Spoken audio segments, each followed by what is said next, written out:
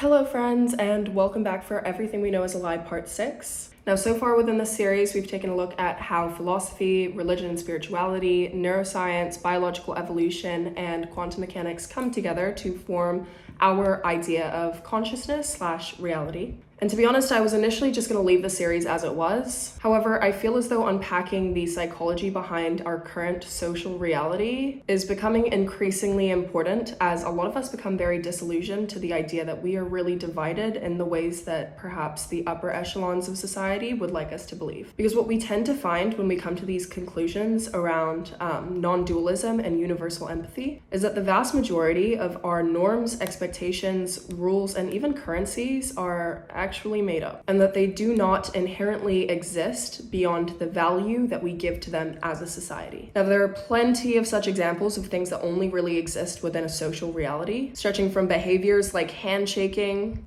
to material possessions like having a nice car. But I want us to focus on money and currency because it's going to be very relevant as we move throughout the course of this video. I think that we can all agree that money, whether that be the piece of paper or the zeros in a bank account, has no intrinsic value beyond that of which we give it. And yet we've all collectively agreed that it does have value, and we live our lives in pursuit of it so that we can afford our basic needs. Now, to really get to grips with how we've gotten to this place, it's important that we go over a couple of fundamental concepts. The first one is individualism versus collectivism. Now, again, we've talked heaps about how culture shapes perception and how perception then goes on to shape reality. And while there are so many different ways that you can go about scaling the differences between cultures, one of the most significant and withstanding ones is the dichotomy between individualism and collectivism. Now, the core belief of individualistic cultures is that the self is responsible for one's own success and happiness. People are encouraged to be independent, to pursue their goals, and to express their unique identity. And this idea of success is thus measured through personal achievement.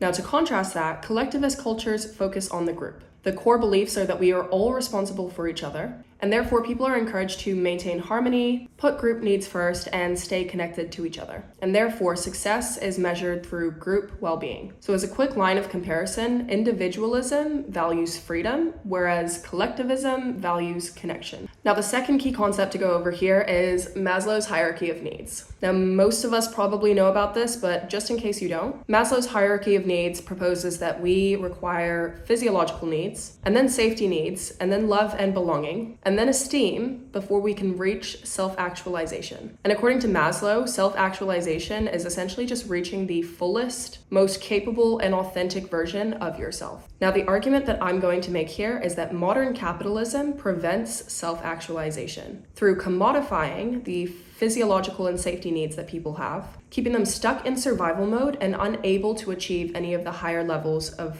the hierarchy. And this isn't even just for people of low socioeconomic status. This is also for the billionaires of the world, because in order to get to self-actualization, you require love and belonging needs, or connection, which again is not prioritized under an individualistic or capitalist system. Instead, what's prioritized is money and greed. And now the list of implications for this is so shockingly long. I mean, I think we're actually actively watching a lot of this, either on the news or on our social media platforms. But just to name the big few, we've got global warming, world hunger, and war. Now, ironically, all three of these things would be complete non-issues if billionaires stopped monopolizing the commodities that give others the right to live, or if they stopped politicizing people's basic human rights, things like rights to food, rights to education, and rights to housing. And unfortunately, I know that there will be at least one person in the comment section of this video who would like to argue against the idea that we should naturally have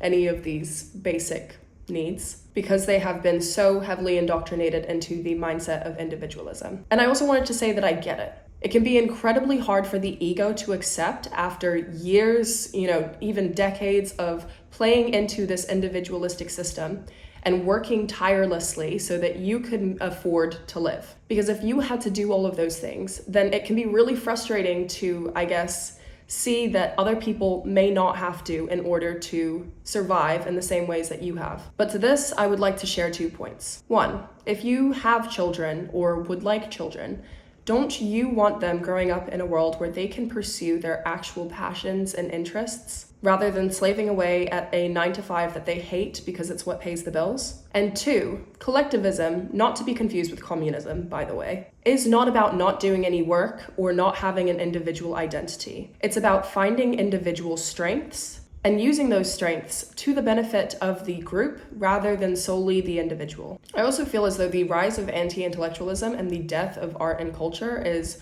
largely due to these pre-existing systems, because people can no longer afford to dance or create or procreate or even think, as more often than not, these basic joys that have quite literally given human beings purpose for millennia no longer hold a profit incentive. And they wonder why all the kids are depressed. But alongside this, the wealthy minority have also convinced the poor majority that anybody could be like them if they just worked hard enough, and that success is a personal measure rather than a collective one. This is, in my opinion, the sole purpose of celebrities and entertainers. They are but the carrot that is being dangled in front of each of us, reminding us of what we could have if we just worked hard enough, despite the fact that most people will never reach that status, no matter how hard they work. However, I think that even this group of people are still mere puppets for the wealthy minority to keep the masses entertained and complacent, acting as the Roman equivalent of the circus. Look up the Roman circus and bread if you're interested in ancient history and how history tends to repeat itself. But I also just want to make it clear here, when I say the wealthy minority, I am talking about the billionaires of the world. Nobody should be a billionaire. Nobody needs that much money, and there's no such thing as an ethical billionaire. Not while people are starving and homeless. And honestly, while I kind of have politicized this, it really isn't a left or right type of issue. Because these billionaires, whether they're left or right, they all have the same agenda,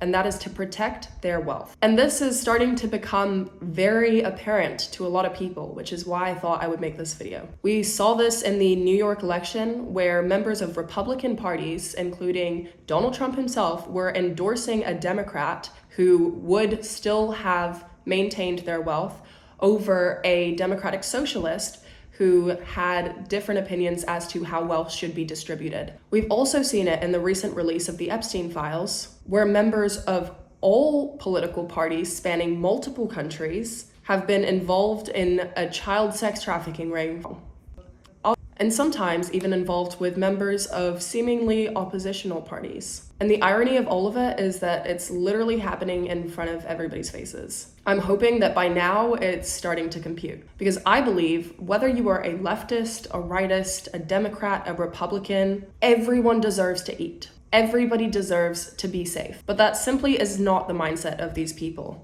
And they're using political agendas and big media companies and misinformation to distract everyone from what's actually happening. Because nobody's gonna come together to fight them if they're too busy fighting amongst themselves. And this is quite literally textbook manipulation. It has been discussed in numerous classic books and research articles, including the books The Power Elite, The Winner Takes It All, and Superclass. As always, I'll be popping all of my sources and research into the description below, so check that out if any of those things interest you. But as such, division has become essentially a manipulation and control tactic, which is a large part of the reason why I am constantly stressing how important it is that we love ourselves and love each other, and that we consider the needs of others. Because as soon as we do that, we realize that the real enemy is not amongst us, it's above us. Now, all of this kind of works hand in hand with my last video on hope as an act of rebellion, so be sure to check that out if you haven't already. But I love you guys, and I'll see you guys next week.